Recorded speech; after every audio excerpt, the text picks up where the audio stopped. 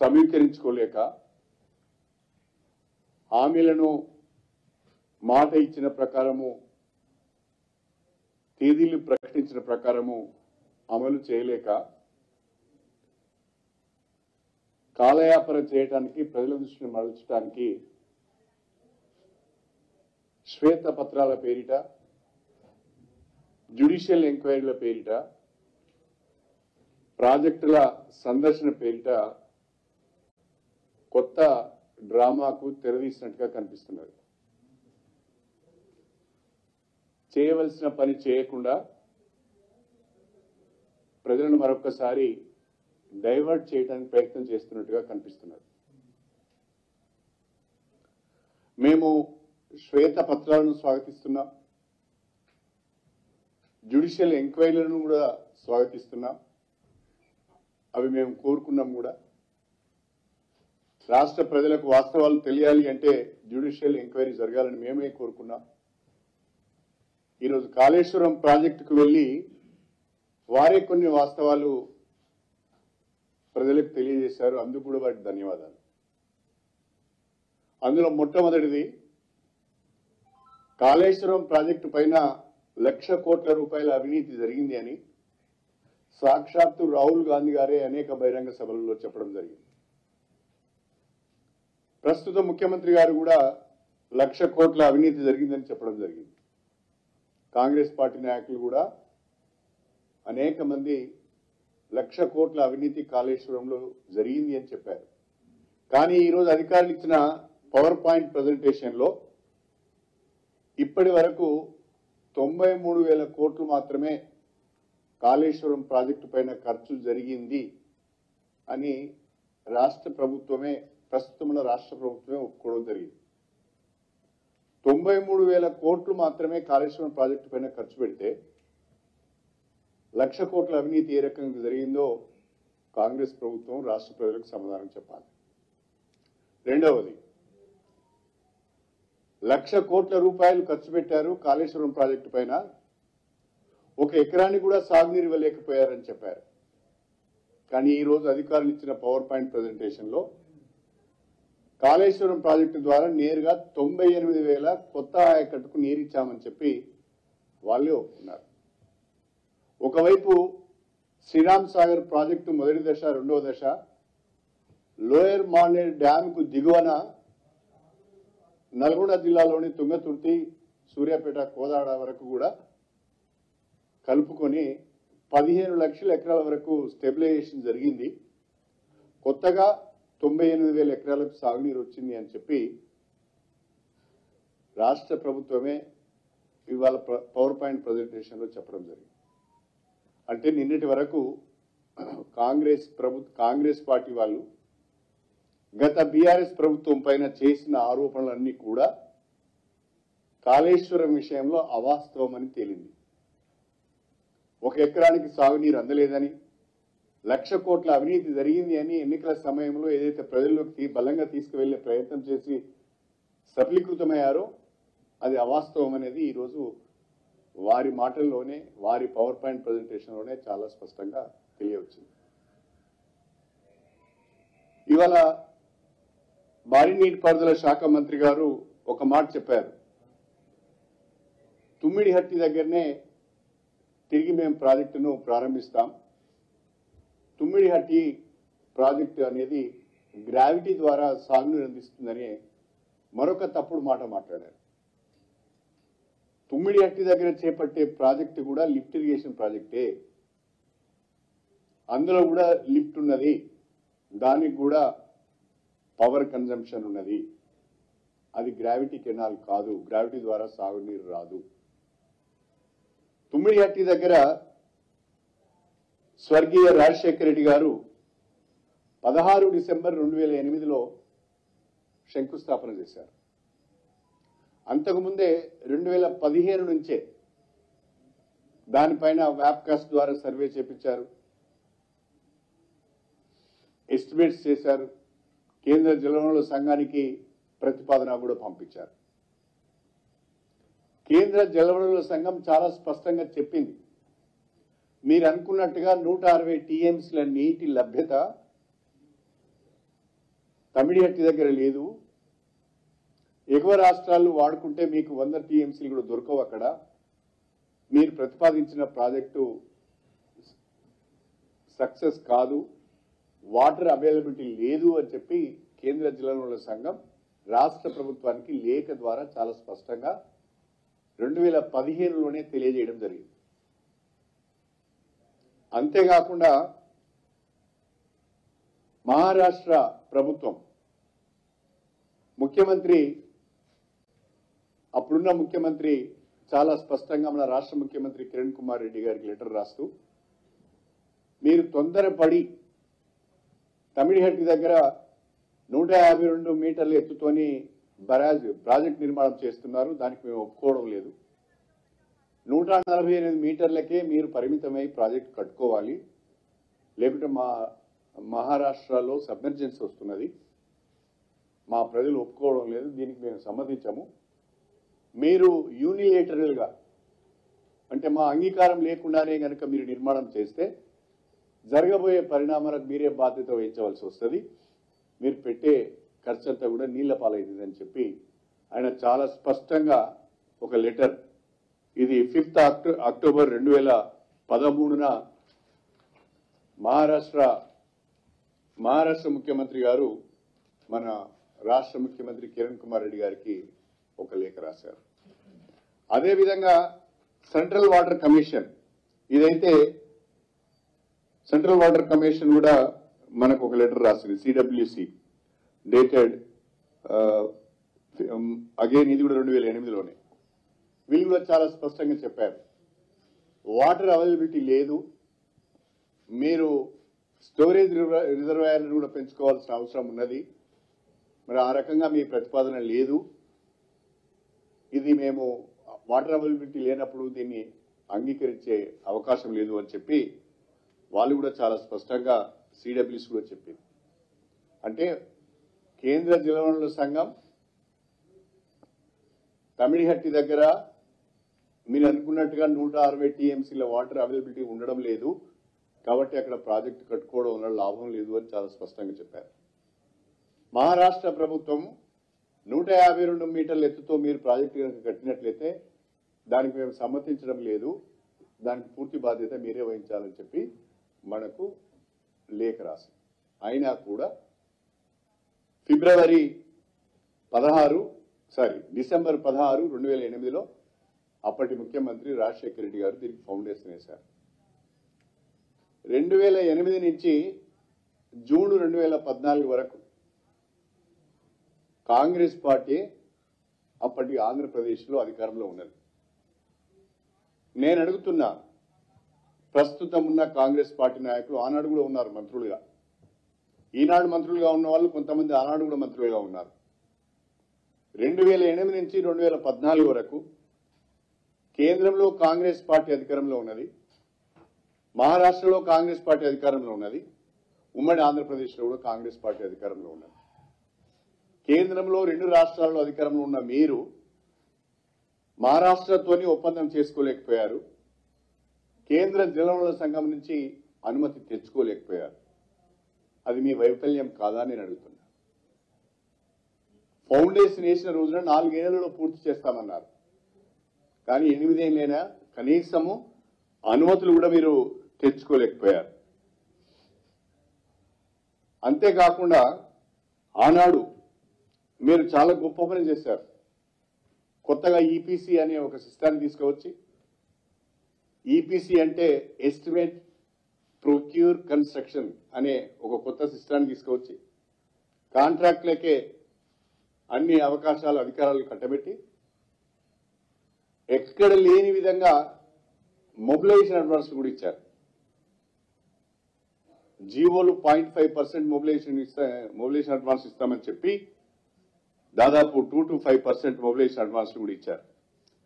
ఆ మొబిలైజేషన్ అడ్వాన్స్ల కొరకు దాదాపు 651 కోట్లు ఖర్చు పెట్టారు. సర్వే ఇన్వెస్టిగేషన్ కొరకు 829 కోట్లు ఖర్చు పెట్టారు.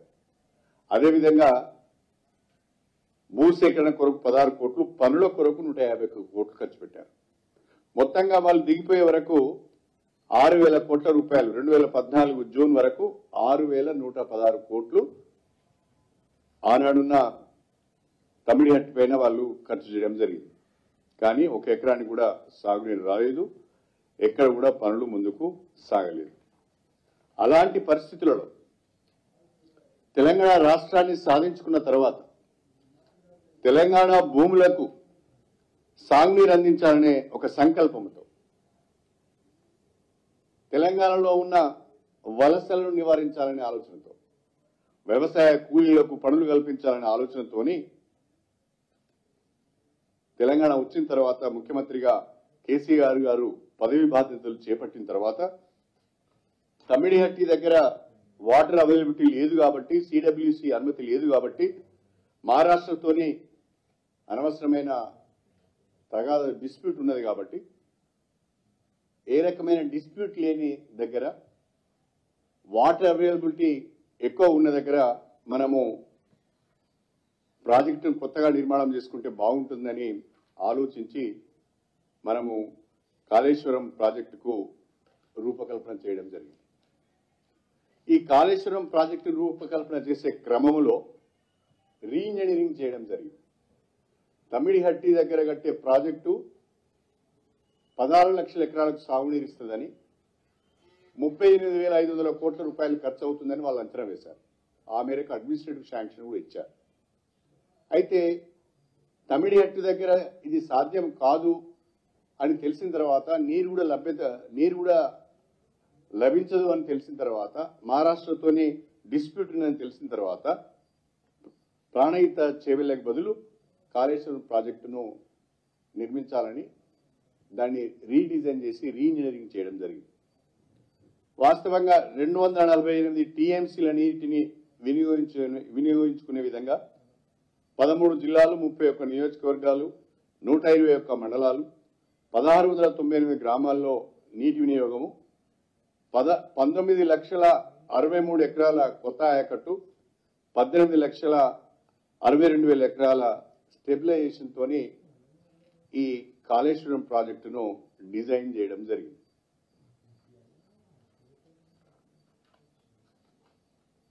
అదేవిధంగా దీనికి సంబంధించి కేంద్ర జలవనరుల సంఘం కానీ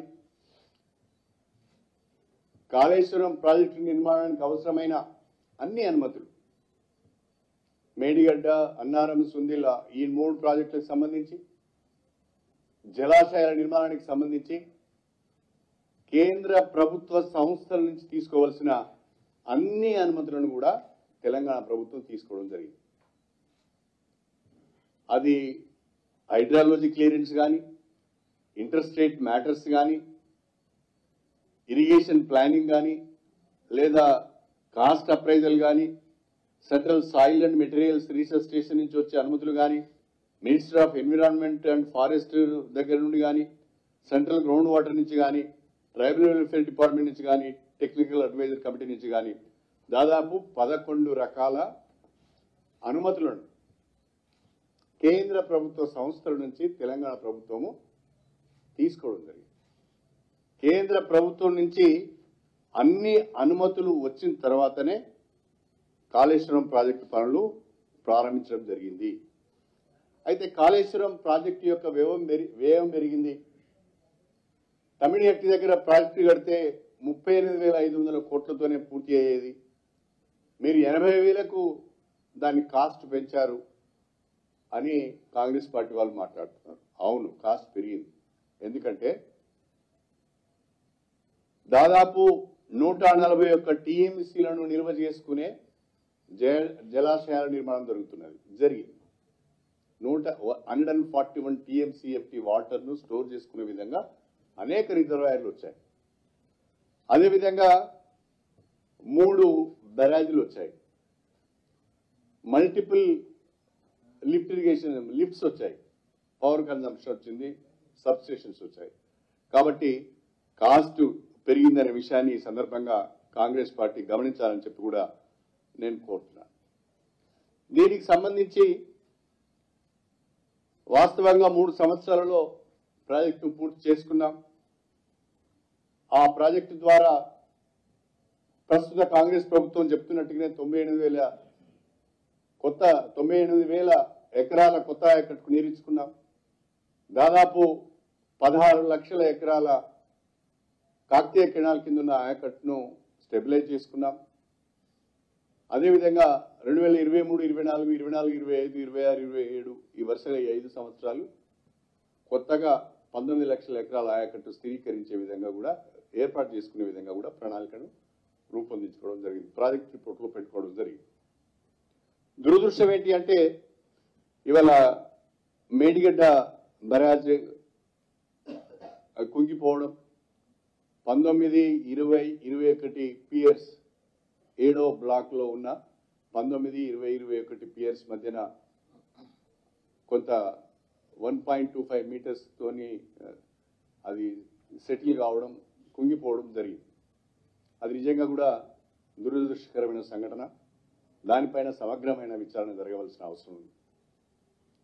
సాంకేతిక కారణాల వల్ల జరిగిందా లేదు ఇంకేదన్నా కారణాల వల్ల జరిగిందా అనేది తప్పకుండా విచారణలో బయటకు వస్తుంది. విచారణ పూర్తి అయిన తర్వాత దోషులు ఎవరైనా ఉంటే వాళ్ళని శిక్షించాలని కూడా భారత రాష్ట్ర సమితి డిమాండ్ చేస్తున్నారు. మేము ఎవరిని వెనకేసుకోవడానికి సిద్ధంగా లేము. తప్పు జరిగింది, పొరపాటు జరిగింది. ఆ పొరపాటు ఎట్లా జరిగింది, ఏ విధంగా జరిగింది, ఎందుకు జరిగింది అనే విషయాన్ని విచారణలో తేల్చి బాధ్యులపైన చర్యలు తీసుకోవాలని చెప్పి కూడా భారత రాష్ట్ర సమితి డిమాండ్ చేస్తున్నారు. దానికే జ్యుడిషియల్ ఎంక్వైరీ అని కూడా మేము అడిగాం. మీరు చేస్తామన్నారు. ముఖ్యమంత్రి గారు కూడా జ్యుడిషియల్ ఎంక్వైరీ ప్రకటించారు. కానీ దురదృష్టం ఏంటంటే ఈరోజు కాళేశ్వరం ప్రాజెక్టుకు వెళ్లిన మంత్రులందరూ కూడా వాళ్లే తీర్పు చెప్పినట్టుగా మాట్లాడుతున్నారు. ఒకవైపు జ్యుడిషియల్ ఎంక్వైరీ చేస్తామని చెప్పి జ్యుడిషియల్ ఎంక్వైరీని ప్రభావితం చేసే విధంగా ప్రజలకు ఏదో జరిగిపోయిందని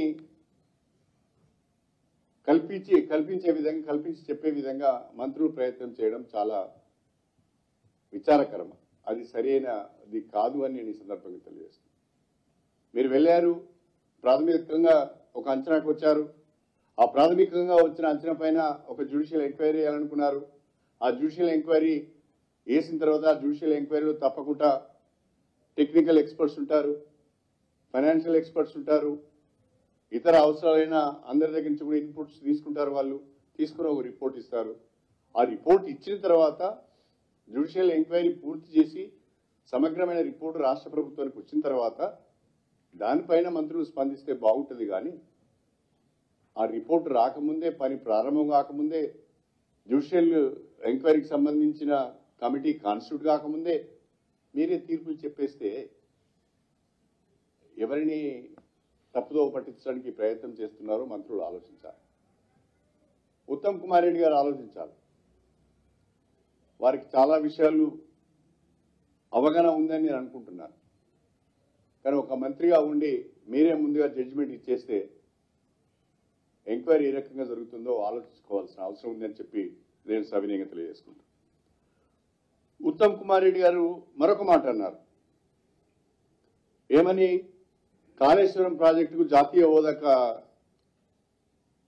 కావాలని రాష్ట్ర ప్రభుత్వం నుంచి సరైన ప్రతిపాదన లేదు అని. ఇది మరీ సిగ్గుచేటనే విషయం. 2016లో అప్పుడు నేను డిప్యూటీ సీఎంగా ఉన్నాను.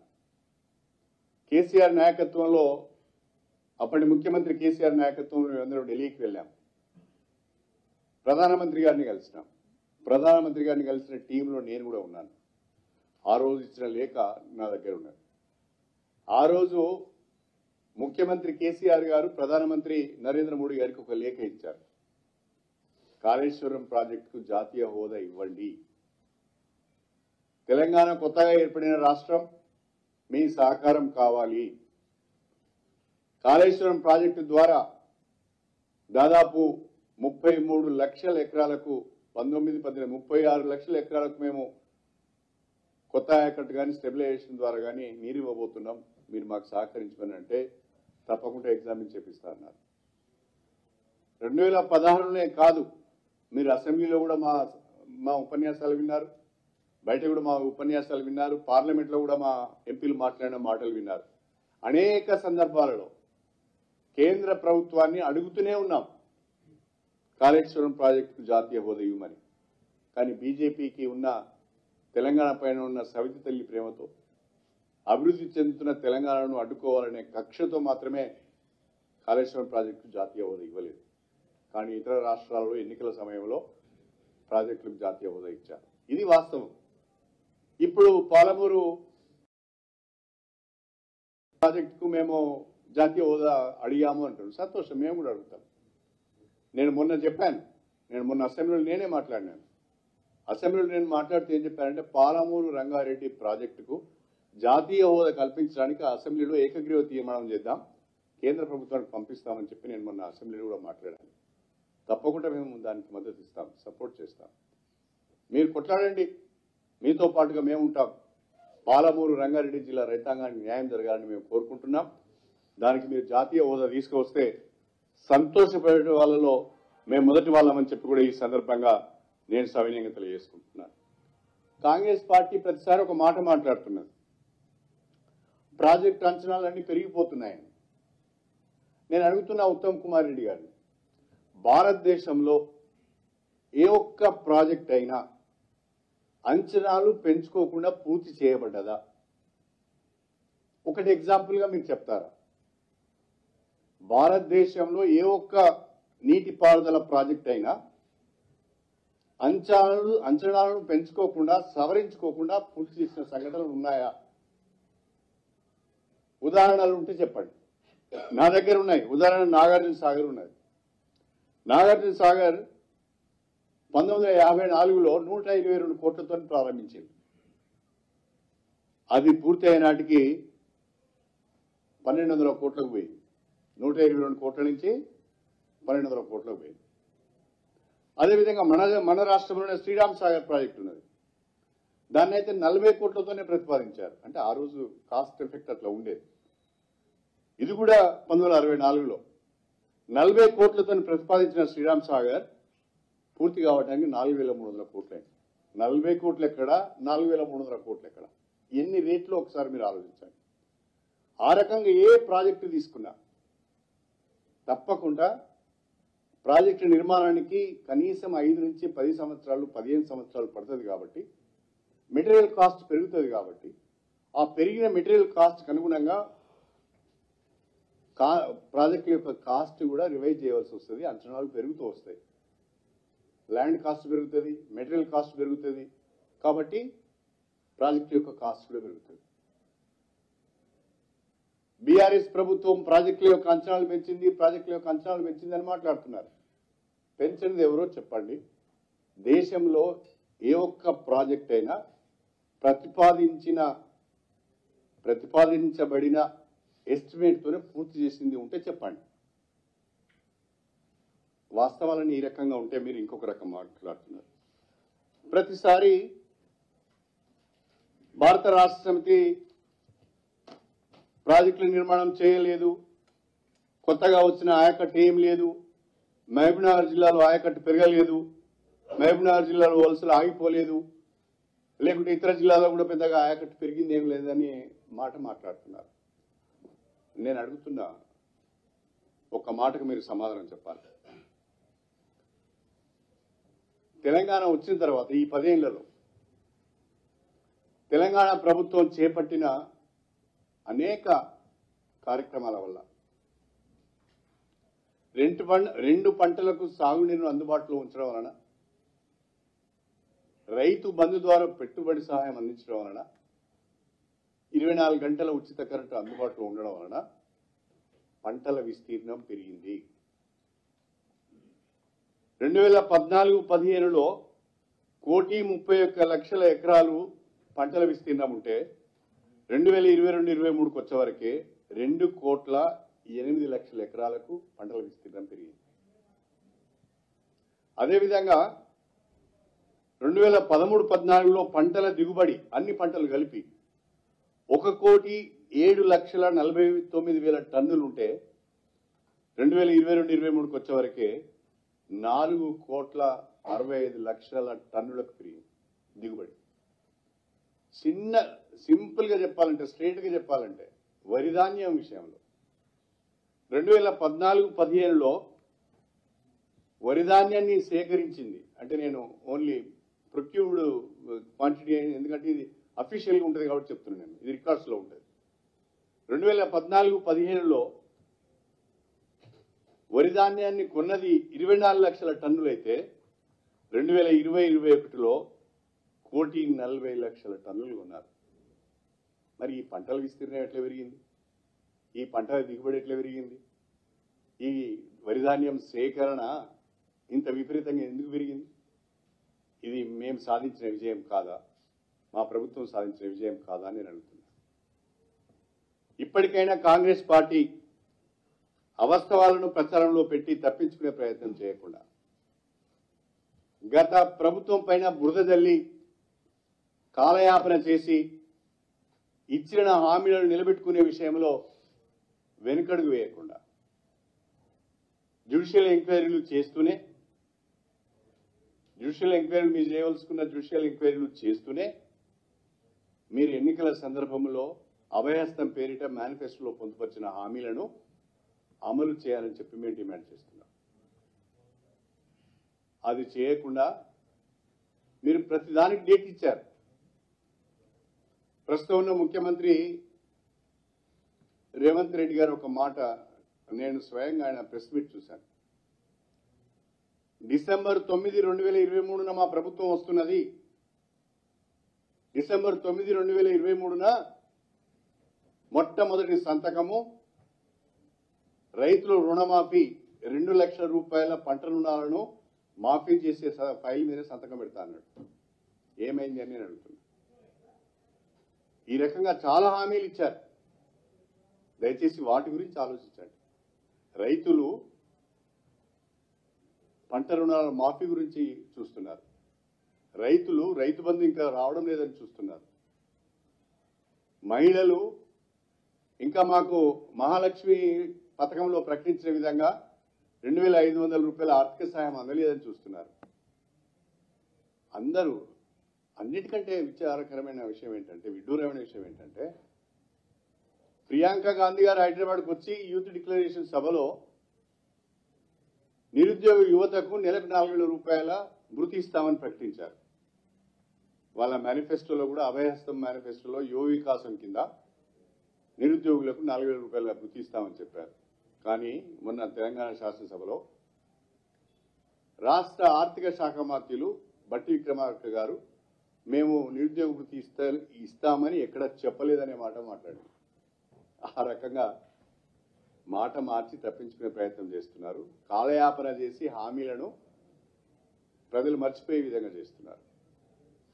కానీ ఇప్పటికైనా కాంగ్రెస్ పార్టీ ఒకంత రాష్ట్ర వనరుల పైన దృష్టి పెట్టి,